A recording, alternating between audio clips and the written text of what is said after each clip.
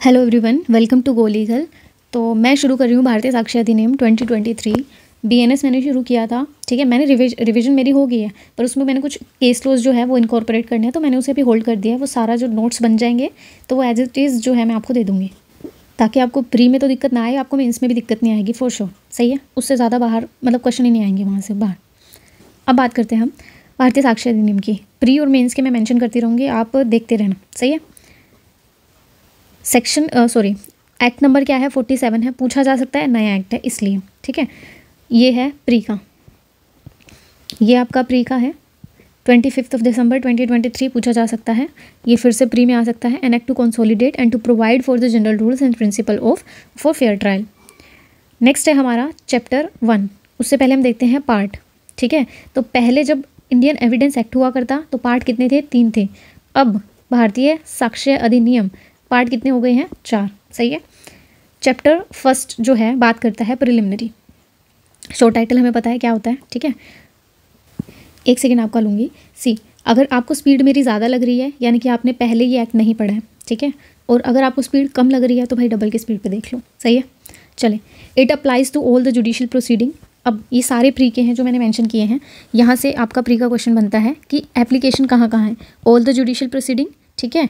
Court martial proceeding नहीं है, not applicable जो है एफिडेविट्स और आर्बिट्रेटर्स। क्वेश्चन बनता है और फंसाते हैं। सही है। Including court martials. अब यहाँ मैंने हैशटैग लगाया, यानी कि there must be something change.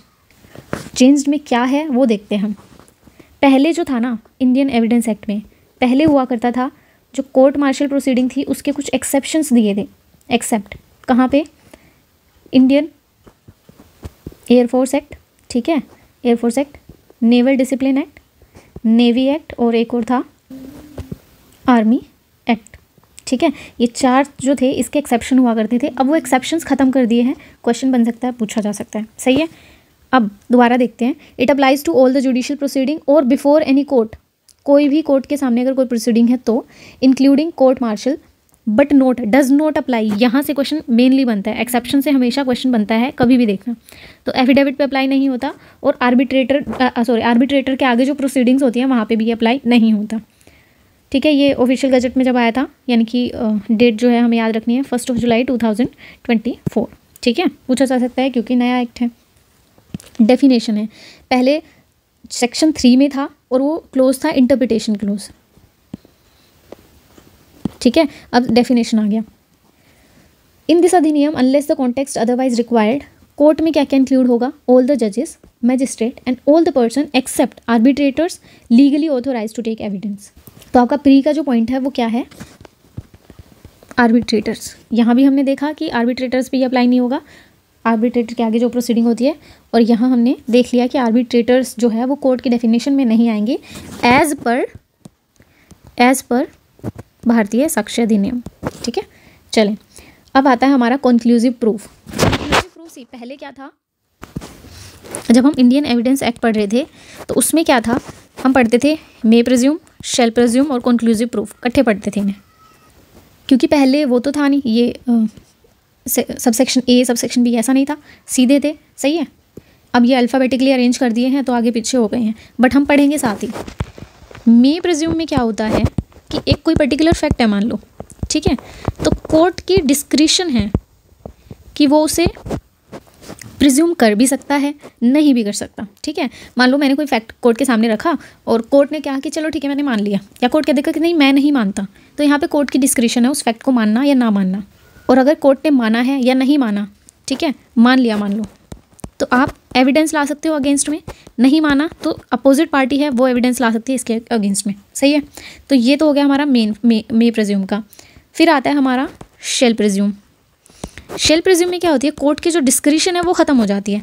अब मान लो मैंने कोई फैक्ट बताया कोर्ट के सामने, एक पर्टिकुलर फैक्ट मैंने कोर्ट के सामने रखा और कोर्ट ने उसे मान लिया, यानी कि कोर्ट के पास ऑप्शन नहीं है, मैंने बोला और कोर्ट ने मानना ही पड़ेगा, ठीक है। फॉर एग्जाम्पल, डाउरी डेथ के केस में अगर women has been subjected to cruelty, तो हम मतलब कोर्ट जो है यही मानेगा कि शी शैल बी, या मैं कह सकती हूँ कि she shall have been murdered by the family of the husband, ठीक है, क्योंकि क्रुएलिटी हुई है उसके साथ। तो इसके फेवर में जो प्रिजम्पशन है वो शैल की फॉर्म में होगी, ठीक है। उसके बाद आता है हमारा कंक्लूसिव प्रूफ। अच्छा, इसमें एक चीज़ हो रहा है, लेकिन कोर्ट तो नहीं, कोर्ट की तो डिस्क्रिप्शन नहीं है, बट जो पार्टीज़ हैं, ठीक है, वो उसके अगेंस्ट में एविडेंस ला सकती है उसे डिस्प्रूव करने के लिए, ठीक है। अब आता है हमारा कंक्लूसिव प्रूफ, ठीक है। अब कंक्लूसिव में क्या होता है, ना तो कोर्ट की ही डिस्क्रिप्शन होती है, ठीक है, कोर्ट की भी डिस्क्रिप्शन नहीं होती, और ना ही जो पार्टीज़ हैं वो उसके अगेंस्ट में एविडेंस ला सकती है, दोनों की ही बातें नहीं सुनी जाएंगी। फॉर एग्जाम्पल, जब वो वाला हम करते हैं कि 280 डेज़ के अंदर अंदर अगर एक कपल है ए और बी, इनका अगर एक बच्चा पैदा हो जाता है, बच्चा 1 बच्चा 2 जो भी है, तो इसे माना जाएगा, ये जो बच्चा है इसे माना जाएगा कि ये लेजिटिमेट चाइल्ड है, ठीक है। तो क्या आप इसके अगेंस्ट एविडेंस ला सकते हो? नहीं ला सकते। एक्सेप्शन है जो प्रेसिडेंट से आए हैं वो हम आगे पढ़ेंगे कि अगर हस्बैंड वाइफ की पॉसिबिलिटी ही नहीं थी मिलने की तो बच्चा पैदा नहीं हो सकता, ये सारी चीज़ें हैं, या डीएनए आजकल नई चीज़ें आ गई हैं, वो चीज़ें हम जब सेक्शन पढ़ेंगे तो अच्छे से पढ़ेंगे। बट इतना याद रखो कि मे प्रिज्यूम में दोनों की डिस्क्रिप्शन है, कोर्ट की भी डिस्क्रिप्शन है और पार्टीज़ की भी डिस्क्रिप्शन है। शेल में कोर्ट की डिस्क्रिप्शन नहीं है, पार्टी की डिस्क्रिप्शन है, ठीक, मतलब पार्टी जो है वो प्रूफ ला सकती है अगेंस्ट में। कंक्लूसिव प्रूफ में ना तो कोर्ट की डिस्क्रिप्शन है, ना पार्टीज़ को अलाउ किया जाएगा कि वो अपने एविडेंस जो है इसके रिगार्डिंग लेकर आएँ। होप आपके अगर कोई भी डाउट होंगे तो क्लियर होंगे, नहीं है तो आप स्किप, मतलब आपको आता है तो स्किप करते जाया करो, ठीक है। चलें, मे प्रिज्यूम शैल प्रिज्यूम भी देख लेते हैं एक बारी। Whenever it is provided by this अधिनियम that the court shall may presume effect। अब ये चीज़ें ना हम पढ़ेंगे कि प्रिजम्पशन वाला जब टॉपिक पढ़ेंगे ना हम, उसमें देखेंगे कि प्रिजम्पशन क्या होती है और कैसे काम करती हैं। सब में लिखा होगा कि कोर्ट में presume this fact, court shall presume this fact, वो देखेंगे हम आगे। अब है शेल प्रिज्यूम, शेल में हमने देखा, अच्छा ये चीज़ यहाँ पे इंपॉर्टेंट हो जाएगी प्री के पर्सपेक्टिव से, प्री सही है। चलें, whenever it is directed by this अधिनियम that the court shall presume effect, it shall regard such fact as proved unless and until it is disproved, ठीक है। कोर्ट तो प्रिज्यूम करके चलेगा, पर उसके अगेंस्ट जो है एविडेंस लाए जा सकते हैं, जो बातें बताई हैं बस वो लिखी हुई है यहाँ पे, और ये मेंस में क्वेश्चन पूछा जाता है, मैंने इसलिए थोड़ा टाइम लगाया इस पर, सही है। चलें, कंक्लूसिव प्रूफ भी देख लेते हैं, means one fact is declared. अच्छा, होता क्या है वो भी देख लेते हैं। अगर एक फैक्ट के प्रूव हो जाने से दूसरा फैक्ट अपने आप प्रूव हो जाए तो उसे बोलते हैं हम कंक्लूसिव प्रूफ। ओन, यहाँ से पढ़ना है बस, on the proof of one fact regard the other as proved, ठीक है। Shall not allow evidence to be given, shall not allow evidence to be given, यानी कि पार्टी का भी खत्म हो गया, पार्टी भी प्रूफ नहीं ला सकती, और कोर्ट जो है उसे भी shall presume, court shall presume करेगा, ठीक है, for the purpose of disproving it. तो अच्छा, एक तरीके से और आप इसका आंसर कर सकते हैं मेंस में अगर आता है तो, प्रिजम्पशन पे जो क्वेश्चन आएगा, ठीक है, तो आप बता सकते हैं 2 टाइप की होती हैं, मे और शेल, और कंक्लूसिव, या इस तरीके से भी लिख सकते हैं, जो सॉरी मैंने 3 बोलना था, 2 बोल दिया, प्रिजम्पशन, ठीक है, और इस तरीके से 2 टाइप से आप इसे बना सकते हैं, presumption of fact and presumption of law, ठीक है। प्रिजम्पशन ऑफ फैक्ट में आप लिखेंगे मे प्रिज्यूम, ठीक है, और इसमें आप लिखोगे शेल एंड कंक्लूसिव, सही है। तो आप देख लेना आपको कैसे लिखना है इतना इनफ है, इससे ज़्यादा क्वेश्चन कहीं से नहीं आएगा, ठीक है। और जो एग्जाम्पल्स होंगे वो जब हम सेक्शंस करेंगे ना कि कहाँ पे मे प्रिज्यूम है, कहाँ शेल, मैं आपको हाईलाइट कराती रहूँगी। चलें, disproved in relation to the fact means when after considering the matter before it, court ने मैटर को कंसीडर कर लिया है, ठीक है। The court either believes that it does not exist, court जो है ये प्रिज्यूम, मतलब ये बिलीव कर लेती है, सॉरी, कि ये जो पर्टिकुलर फैक्ट है ये एग्जिस्ट ही नहीं करता, और consider it non existence so probable that a prudent man ought under the circumstances of the particular case to act upon the supposition that it does not exist। तो अगर कोई एक prudent man होता है, एक समझदार इंसान होता है सोसाइटी का, अगर वो उस कंडीशन में होता, उस सिचुएशन में होता, उन सर्कमस्टेंसेज में होता, तो वो क्या करता, क्या वो उसे उसके एग्जिस्टेंस को मानता या नहीं मानता, ठीक है। तो अगर एक प्रूडेंट मैन भी उसके एग्जिस्टेंस को नहीं मानता तो ये माना जाएगा कि वो फैक्ट जो है वो डिसप्रूव्ड है।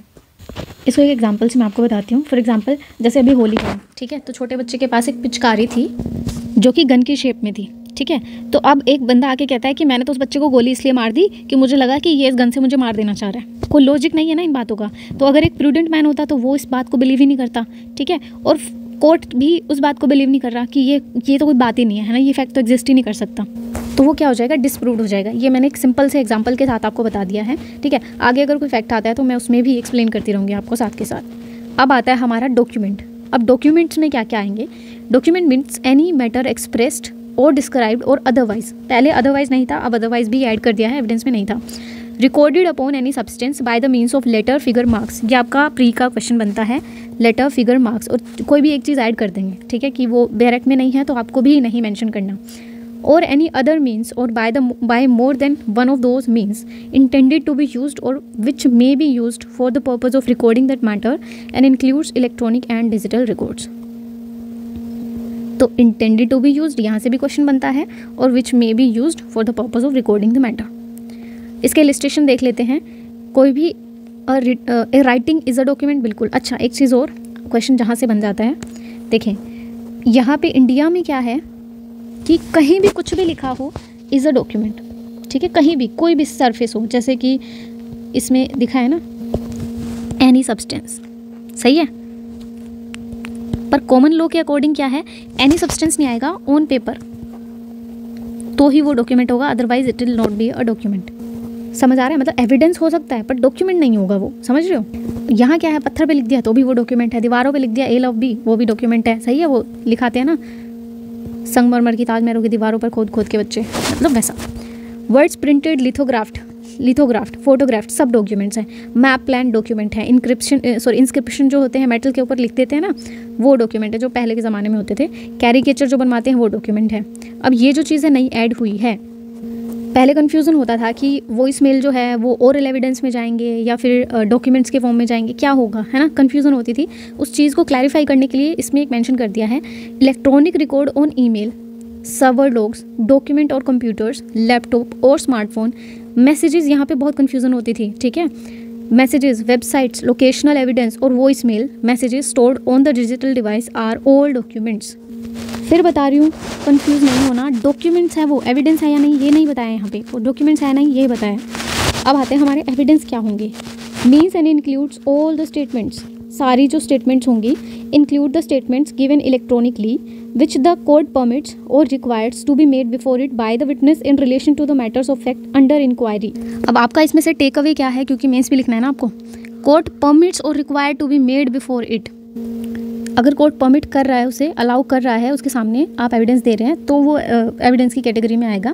इन relation to the matter of fact under inquiry and such statement as called, जो भी आप बोल के बता रहे हो कोर्ट में, वो ओरल एविडेंस है। और आपने पढ़ा होगा कि जो डम विटनेस जो इशारों में बता रहा है वो भी इसमें ओरल एविडेंस का ही पार्ट हो जाता है। आगे पढ़ेंगे। नेक्स्ट है हमारा ऑल द डॉक्यूमेंट्स, अभी पढ़ लिया ना हमने, जो भी डॉक्यूमेंट्स की कैटेगरी में आ रहे हैं, including the electronic and digital records produced for the inspection of the court, court के इंस्पेक्शन के लिए जिन्हें प्रोड्यूस किया गया है कोर्ट में, सच डॉक्यूमेंट्स कॉल्ड डॉक्यूमेंट्री एविडेंस। जब तक वो कोर्ट में प्रोड्यूस नहीं करेंगे वो डॉक्यूमेंट्स रहेंगे, जैसे ही उन डॉक्यूमेंट्स को हम कोर्ट में प्रोड्यूस कर देंगे for the inspection of court, तो वो क्या बन जाएंगे, डॉक्यूमेंट्री एविडेंस। ये छोटी छोटी चीज़ें हम ध्यान नहीं देते हैं, पर ध्यान देना है इनके ऊपर, जुडिशरी निकालना है ना आपको। नेक्स्ट है हमारा फैक्ट मीन्स इंक्लूड्स। फैक्ट क्या होते हैं, फैक्ट सब कुछ फैक्ट है, मैं आपको पढ़ा रही हूँ, ये भी फैक्ट है, हवा चल रही है ये भी फैक्ट है, सब कुछ जो भी दुनिया में हो रहा है सब फैक्ट है। बस ये कह रहे हैं, anything state of thing and relation of thing capable of being perceived by the senses, जिन्हें परसीव किया जा सकता है बाय आवर सेंसेस, वो होते हैं हमारे facts. Any mental condition of which any person is conscious, सब कुछ फैक्ट है, ठीक है। There are certain object arrange in a certain order, fact है। Person heard or saw something, मैंने कुछ देख लिया सुन लिया, सब फैक्ट है। The person said certain words, fact है। That a person holds a certain opinion, has a certain intention, act in a good faith or fraudulently or uses a particular word in a particular sense or is or was at specified time conscious of a particular sensation, सब कुछ fact है, ठीक है। मैंने आपको बता दिया, इतना याद रखो, कुछ भी हो रहा है वो फैक्ट है। अब फैक्ट इन इशू क्या है और रेलेवेंट फैक्ट क्या है, वो इंपॉर्टेंट है आपके लिए जानना। चलो पहले फैक्ट इन इशू हम देख लेते हैं। Means and includes any fact from which either by itself or in connection with other facts, the existence, non-existence, nature, extent of any right, liability, disability asserted or denied in any suit or proceeding necessarily follow। देखो मैं क्या गलती करती थी ना, मैं हमेशा बस इतना याद रखती थी, कोई भी फैक्ट एजर्ट किया गया है, डिनाई किया गया है, तो वो फैक्ट इन इशू होगा। फॉर एग्जांपल, क्या ए ने बी का मर्डर किया है, तो ए ने बी का मर्डर किया है नहीं, क्या है ये, फैक्ट इन इशू है, ठीक है। अगर ए हाँ कह देता है, बी ना कह देता है, वो सारे फैक्ट इन इशू है, क्योंकि वो एजर्ट और डिनाई, मैं ये चीज़ें छोड़ देती थी, वो डेफिनेशन में आपको लिखना है। तो क्या लिखेंगे आप, पहले तो ईदर बाय इटसेल्फ और in connection with other fact, existence and non existence, कोई फैक्ट एग्जिस्ट कर रहा है या नहीं कर रहा है, दोनों ही फैक्ट इन इशू होंगे। जैसे कि क्या ए ने बी को छुरी से मारा है, तो मारा है तो भी मतलब एग्जिस्टेंस में है तो भी वो फैक्ट इन इशू में है, नहीं है तो भी। नेचर और extent of any right, liability और डिसेबिलिटी, ये भी आ रहा है इसमें, असर्ट की जाती है या डिनाई की जा रही है, दोनों ही सूरतों में फैक्ट इन इशू आएगा। नेक्स्ट हमारा एक्सप्लेनेशन क्या बोल रहा है, whenever under the provision of the law for the time being in force relating to the civil procedure any court records any issue of fact, the fact to be asserted or denied in answer to such issue is a fact in issue. ये important है, ठीक है। जैसे CPC में हम order 14 में क्या issue frame करते हैं ना, ठीक है, तो वो जो इशू हम फ्रेम कर रहे हैं, मैंने कोई भी एक इशू फ्रेम किया, ठीक है, whether this property belong to A, इसका जो आंसर होगा WS में जो आंसर देते हैं ना इसका रिटर्न स्टेटमेंट में, वो भी ये कह रहे हैं कि वो भी जो है फैक्ट इन इशू ही माना जाएगा फॉर दैट पर्पस। इलस्ट्रेशन देखते हैं, A is accuse of murder of B at his trial, the following fact जो है वो इशू में है, कौन कौन से, ए कोज्ड बीज डेथ, क्या मतलब ए ने बी की डेथ कोज की है, A intended to cause B, intention है या नहीं है, ये भी फैक्ट इन इशू है, इंटेंशन नहीं होगी तो ऑफेंस वो क्रिएट ही नहीं होगा, सही है। That A had received grave and sudden provocation, ये भी फैक्ट इन इशू है कि क्या सडन ग्रेव प्रोवोकेशन था या नहीं था, क्योंकि nature of the offence change हो जाएगा। That A at the time of doing that act which caused B's death was by the reason of unsoundness of mind, ठीक है, ये भी फैक्ट इन इशू है। Incapable of knowing the nature, तो सारे fact in issue हैं। मे presume हमने देख लिया, नॉट प्रूव्ड। अब प्रूव्ड में भी हमने तीनों पढ़ने हैं, एक साथ ही पढ़ लेंगे, प्रूव्ड, डिसप्रूव्ड और नॉट प्रूव्ड। क्वेश्चन जो प्री का बनता है हमेशा 99% प्री का यहाँ से बनता है not proved, whether it is neither proved not disproved. इसमें भी दो चीज़ें आ जाती हैं। फर्स्ट क्या है कि वो कोर्ट में वो बात ही नहीं आई अभी तक, जब तक कोर्ट में नहीं आएगी, उस पर डिस्कशन नहीं हुआ, ना उस पर हाँ हुआ ना हुआ, तो वो क्या हो जाएगा, नॉट प्रूव्ड। सेकंड है वो कोर्ट में तो आ गई है वो बात, पर उस पर ना तो डिस्कशन हुआ भी है, तो ना अभी उसके कोई फेवर में बात हुई है ना कोई अगेंस्ट में बात हुई है, यानी कि वो नीदर प्रूव्ड, ना तो वो प्रूव हुआ है ना डिसप्रूव हुआ, वो पड़ा है बस ऐसे ही, तो वो क्या होगा, नॉट प्रूव्ड। और यहाँ से आपका आता है प्री का क्वेश्चन। डिसप्रूव्ड हम देख चुके हैं, प्रूव्ड में बस डिसप्रूव का उल्टा है कि कोर्ट बिलीव करेगा कि ये पर्टिकुलर फैक्ट एग्जिस्ट कर रहा है, और एक जो प्रूडेंट मैन होगा वो under the circumstances of particular case वो उसे प्रूव मानेगा, मतलब उस सपोजिशन पे वो एक्ट करेगा या नहीं करेगा, वो हो जाएगा प्रूव्ड, सही है।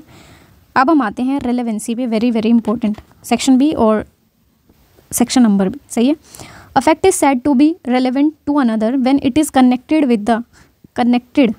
With the other in any of the ways refer to in the provision of अधिनियम relating to the relevancy of fact.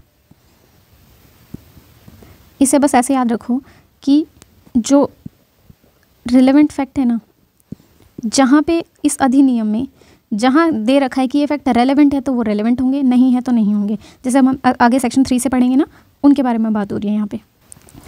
अच्छा जी, शेल प्रिज्यूम हमने देख लिया है।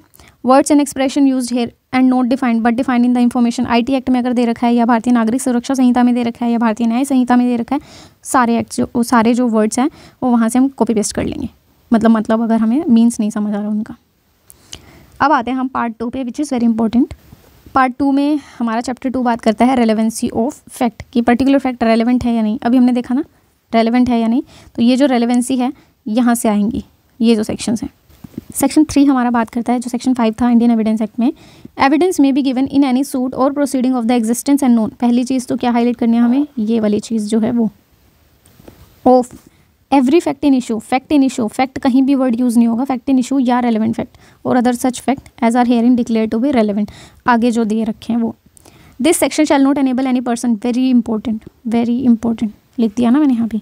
The section shall not enable any person to give evidence of a fact which he is डिसएंटाइटल्ड to prove by any provision of the law for the time being in force relating to civil procedure.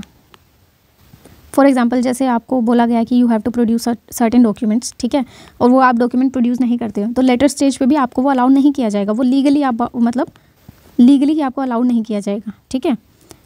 अब आता है हमारा illustration वाला part. Illustration क्या है, as, अच्छा सारी illustration court के पिलो, क्वेश्चन इलिस्ट्रेशन से ही बनते हैं आपके 99%, ठीक है। ये मैं प्री की नहीं, सिर्फ मेंस की भी बात कर रही हूँ। प्री के तो देखो मैं बीच में आपको सारे वो करवा रही हूँ, मेंस के जितने क्वेश्चन है ऑलमोस्ट 99% इलिस्ट्रेशन से बनेंगे, तो अब देख लो, हिसाब लगा लो। A is tried for the murder of B by beating him with a club with the intention, important है, ऑफ कॉजिंग हिज डेथ। ये मेंस या एक्ट सीरियस, ये सारे हम ना BNS में करेंगे, तो मैं आपको अच्छे से बताऊंगी इंटेंशन क्या है, मोटिव क्या है, ये सारी चीज़ें। At A's trial the following facts are in issue. कौन कौन से फैक्ट जो है फैक्ट इन इशू होंगे? A's beating B with club, A ने बी को क्लब से पीटा। A's causing B's death by such beating, उससे उसकी डेथ कोज हो गई। A's intention to cause B. अब ये सारे फैक्ट इन इशू हैं। नेक्स्ट है हमारा a suitor does not bring with him and have in readiness of the production at the first hearing of the case a bond on which he relies. एक bond जो है जिस पे वो rely कर रहा है वो लेके ही नहीं आया। This section does not enable him to produce the bond or prove its content or subsequent stage of the proceeding otherwise than in accordance with the condition prescribed by CPC। Condition वही है ना कि court अगर allow करता है तो, ठीक है। और ये किसका एग्जाम्पल है हमारा इस एक्सप्लेनेशन का? जिस बॉन्ड पे वो, जिस डॉक्यूमेंट पे वो रिलाई कर रहा था वो लेके नहीं आया, अब लेटर स्टेज पे उसे अलाउ नहीं किया जा सकता, कोर्ट की डिस्क्रिप्शन है ऑफ कोर्स। नेक्स्ट है हमारा क्लोजली कनेक्टेड फैक्ट्स। पहले एविडेंस में क्या लिखा था? रेलेवेंट फैक्ट्स, अब है closely connected facts. Relevancy of the facts forming the part of same transaction. Facts which though not in issue में तो नहीं है वो, are so connected with the fact in issue as or a relevant fact as to form a part of same transaction. Important है, ठीक है, क्यों है बताऊंगी। Are relevant whether they occurred at the same time, place or at different time or place। ये आपकी reasoning के लिए है। जब आपके पास ये क्वेश्चन आएगा ना मेंस का, ठीक है, देखो प्री का क्वेश्चन आएगा या तो आपसे क्वेश्चन सेक्शन नंबर पूछ लिया जाता था, या ये forming a part of same transaction है, ये कहाँ पे आएगा, ठीक है। तो ज़्यादा ऐसे क्वेश्चन बनते नहीं, बस रेजिस्टर पूछा जा सकता है कि कहाँ पे इम्प्लाइड है, तो सेक्शन 4 में है, बस इतना। मेंस का ये मेनली क्वेश्चन है, ठीक है। रीज़न पूछा जाएगा तो रीज़न आपको इस तरीके से देना है। और रेजिस्टर हमें पता है कि act forming a part of same transaction, ठीक है, लैटिन वर्ड है। इलस्ट्रेशंस देखते हैं हम इसकी। A is accused of the murder of B by beating him. Whatever was said, done by A or B or the bystander at the beating or shortly before or after it as the former part of same transaction is relevant। अब देखो A और B के मान लो बीच में झगड़ा हुआ, लड़ाई होगी, ठीक है। अब लोग तो देखने आएंगे। अब लोगों का देखना ना देखना उसका कोई फ़र्क तो नहीं पड़ रहा ना केस के ऊपर। A ने B को मारा है, इसका क्या लेना देना, ठीक है। पर रेलेवेंट वो कब हो जाएगा कि बायस्टैंडर्स ने कहा क्या था। जैसे कि फॉर एग्जाम्पल मान लो उनमें नॉर्मल झगड़ा था, ठीक है, तो बायस्टैंडर्स जो कुछ खड़े थे या वो एकदम से कह रहे हैं मारो इसे, पीट दो इसे, मतलब वो उन्हें प्रोवोक कर रहे हैं, ठीक है। सडन एंड ग्रेव प्रोवोकेशन में एक्सेप्शन में हम फॉल करा सकते हैं। तो इसलिए ये चीज़ें इंपॉर्टेंट हो जाती है, रेलेवेंट हो जाती है किसी भी केस को आगे किस डायरेक्शन में उसे हमें मोड़ना है। छोटी छोटी चीज़ें जो हैं वो हमें देख के चलनी होती हैं। नेक्स्ट है हमारा A is accuse of waging war against the government of India by taking part in an armed insurrection in which the property is destroyed. Property destroy की गई थी, troops are attacked and jails are broke open. The occurrence of these facts is relevant as forming a part of general transaction, though A may not have been presented at all the moments। अब ये नहीं है कि हर जगह A को present होना ज़रूरी है तभी वो रेलेवेंट होगा। अगर कहीं एक भी जगह उसकी प्रेजेंस है या उसकी वजह से कुछ हुआ है तो वो रेलेवेंट हो जाएगा हमारे केसेस के लिए, क्योंकि वो एक ट्रांजेक्शन का, एक चेन का पार्ट बनाएंगे।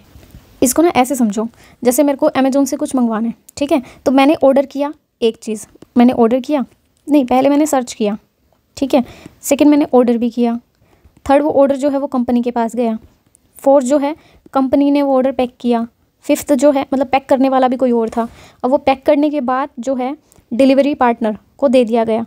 Delivery partner in the sense जो ए प्लेस से बी प्लेस तक आया वो। फिर सिक्स्थ में क्या है, वो उस डिलीवरी पार्टनर ने मेरे प्लेस के, जो मेरा शहर है उसके डिलीवरी पार्टनर को दिया, उसने फिर सेवन्थ मेरे यहाँ आके मुझे वो डिलीवर किया पार्सल, 8 जो है मैंने वो रिसीव किया।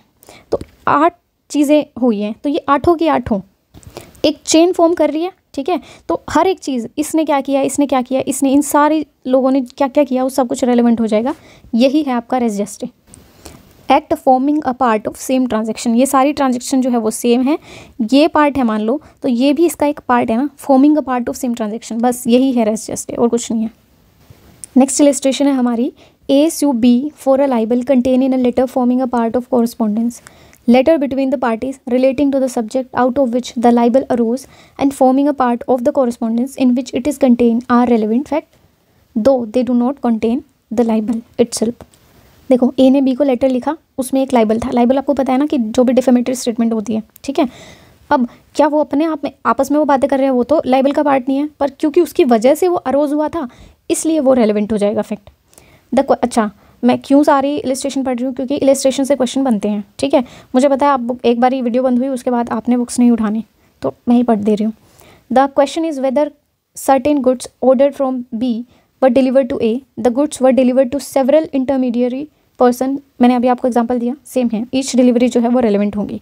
नेक्स्ट है section 5, fact which are occasion cause or effect of the, मतलब प्री प्लस मेंस दोनों के लिए, सही है।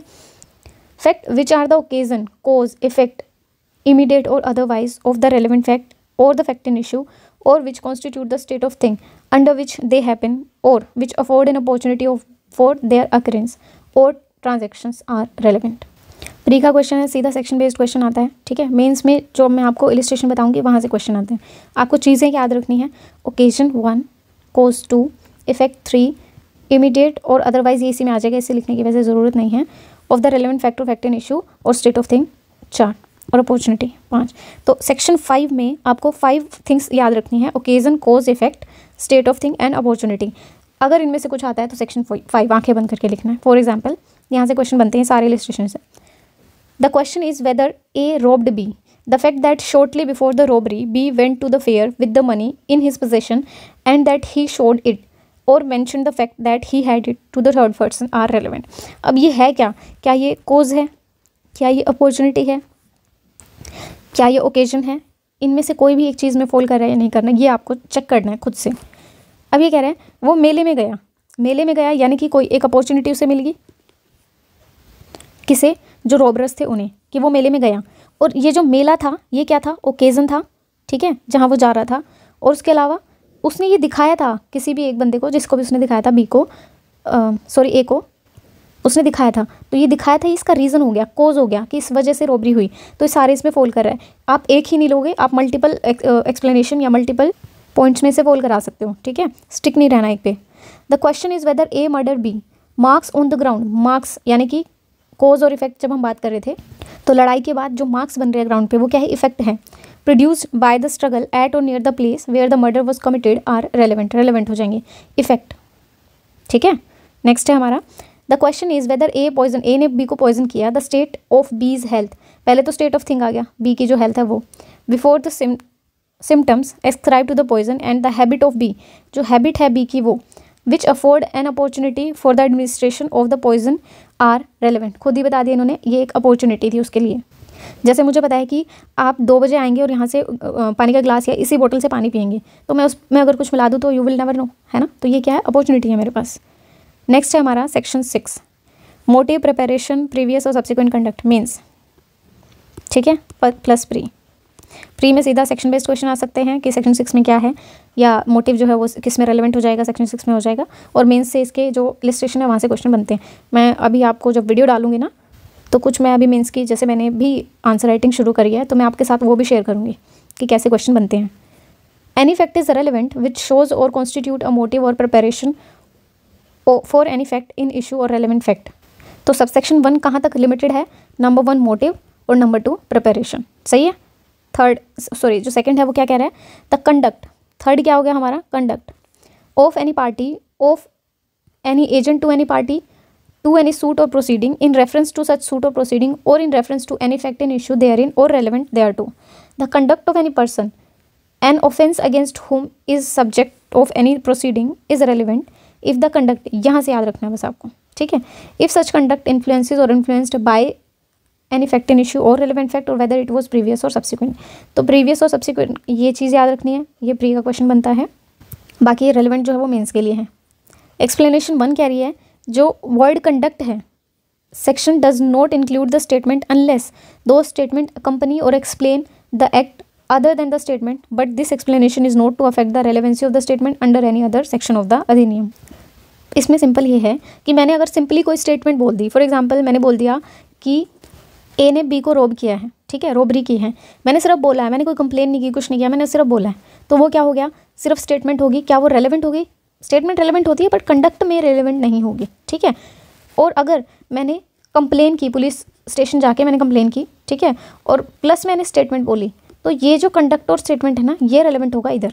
एक्सप्लेनेशन में दिखाऊंगी आपको, तब समझ आएगी, मतलब इलिस्ट्रेशन तब समझ आएगी। इसके इलिस्ट्रेशन मतलब यहाँ पे मैं लिख देती हूँ, मेंशन कर देती हूँ, वेरी वेरी इंपॉर्टेंट, सारे ऑल सब पढ़ना है आपको, सही है।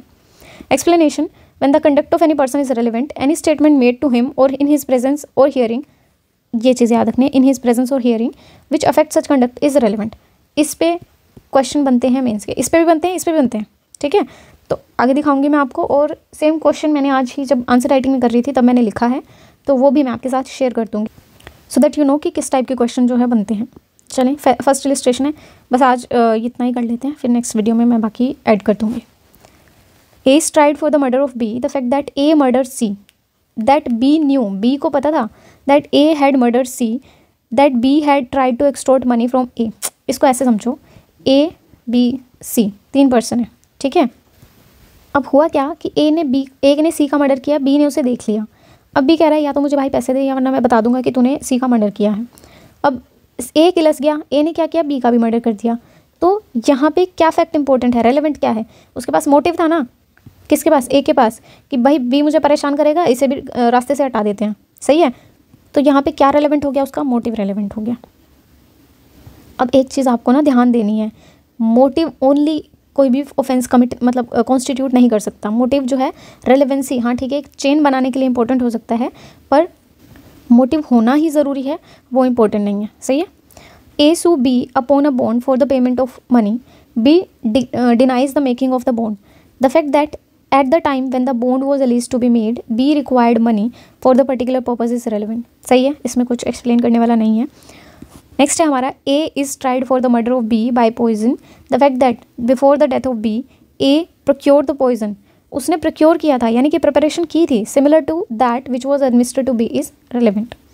नेक्स्ट है, the question is whether a certain document is the will of A, the fact that not long before the date of alleged will, A made inquiry into the, यहाँ से इंपॉर्टेंट है, उसने इंक्वायरी की थी to which the provisions of the alleged will relate, and that he consulted the advocates in reference to the will, and that he caused draft of other wills to be prepared of which he did not approve are relevant।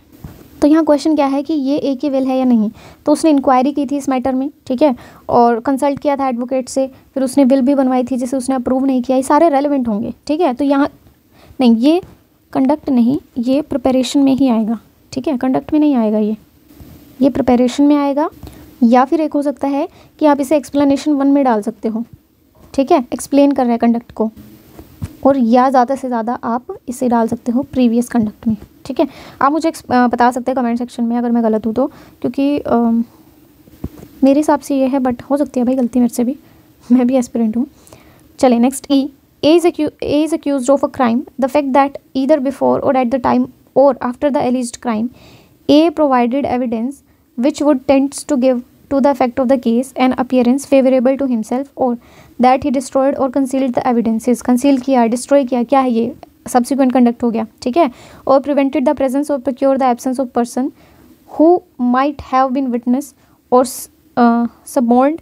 मतलब क्या होता है, जैसे हम bribe नहीं करते, रिश्वत देते हैं कि भाई आप फॉल्स एविडेंस दे देना, झूठ बोल देना, है ना, वैसा, तो ये कंडक्ट में रेलेवेंट हो जाएगा। नेक्स्ट है हमारा F, the question is whether A robbed B, the fact that B was robbed and C said in as presence the police are coming to look for the person who robbed B, that immediately. अब ये क्या है, in the presence, ठीक है। तो यहाँ पे क्या था, हमने देखा था एक्सप्लेनेशन 2 में, प्रेजेंस और हियरिंग में अगर कोई बात बोलते हैं उससे सेकंड पर्सन का कंडक्ट जो है वो इफेक्ट होता है, मूवमेंट इफेक्ट होती है, तो एक्सप्लेनेशन 2 में फॉल करेगा। नेक्स्ट है, क्वेश्चन इज वेदर ए ओज बी 10,000 रुपीज़। अब ठीक है, द क्वेश्चन इज वेदर ए ओज बी 10,000 रुपीज़, ओ कर रहा है या नहीं कर रहा। The fact that A ask C to lend him money, A ने सी से पूछा कि उसे मनी दे देंगे। That D said to C in as presence, अब ये है मेन चीज़ जो आपको याद रखनी है, पॉइंट्स बना लो, ठीक है। ए की प्रेजेंस और हियरिंग, जहाँ वर्ड सुनो वहीं पे एक्सप्लेनेशन 2 पे पहुँच जाना। नेक्स्ट है, question is whether A committed a crime, the fact that A absconded, भाग गया, after receiving a letter warning A that inquiry was being made for the criminal and the contents of the letter are relevant. अब देखो क्या यहाँ पे presence और hearing है, word तो नहीं है, ठीक है, पर ये कंडक्ट तो है। अब ये देखो, इसके जो ये लेटर था, लेटर में जो बात है वो ए के भागने को एक्सप्लेन कर रही है, ठीक है, explain the conduct of the person, तो ये कहाँ आएगा, एक्सप्लेनेशन 1 में।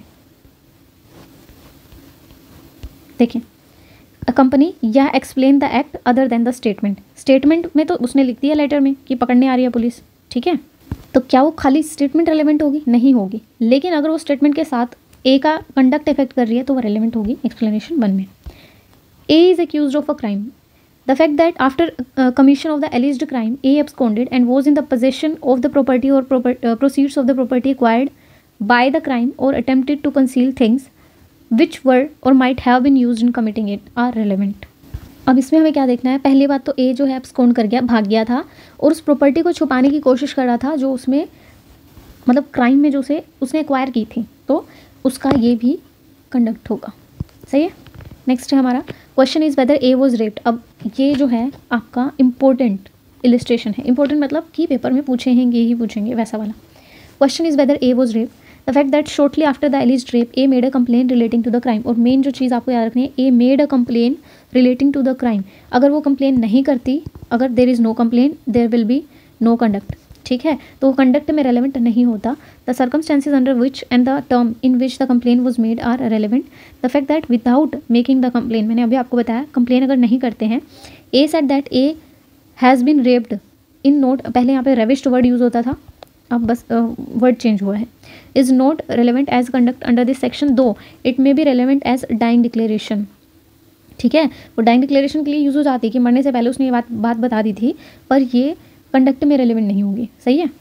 चलो एक गलती मैं आपको और बता देती हूँ. हम क्या करते हैं, हम सोचते हैं कि भाई यहाँ रेलेवेंट नहीं है तो वो रेलेवेंट ही नहीं है. नहीं, यहाँ रेलेवेंट नहीं है वो एक चीज़ है, किसी और सेक्शन में वो रेलेवेंट है, अलग अलग चीज़ है. सही है.